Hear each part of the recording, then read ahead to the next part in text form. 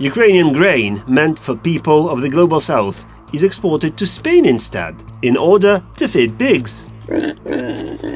Moscow is claiming that the corrupt Ukrainian and Spanish governments struck a secret deal. We are here to help you find out the truth. When Russia openly invaded Ukraine in February 2022, its fleet and troops blocked Ukrainian ports on the Black and Azov seas and stopped maritime navigation in the area. This caused an enormous food crisis. The Ukrainian grain market is one of the largest worldwide.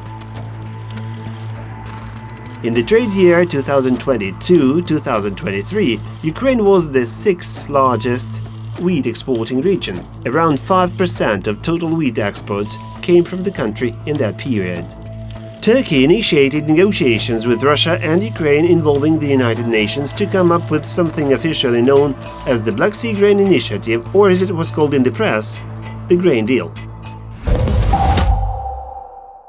The Grain Initiative only lasted a year though, from mid-2022 to mid-2023.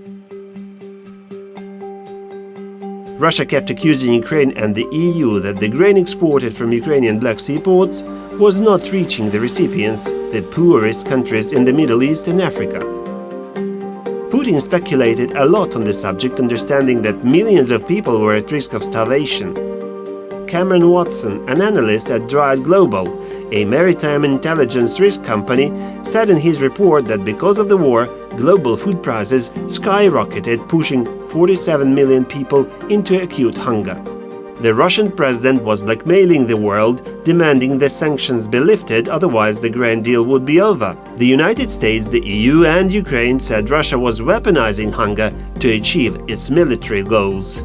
Russian propaganda selectively presents factual information without providing a broader context. Russia was spreading this fake narrative to avoid being blamed for provoking the global food crisis, as well as a fierce and unprovoked attack on a neighboring country.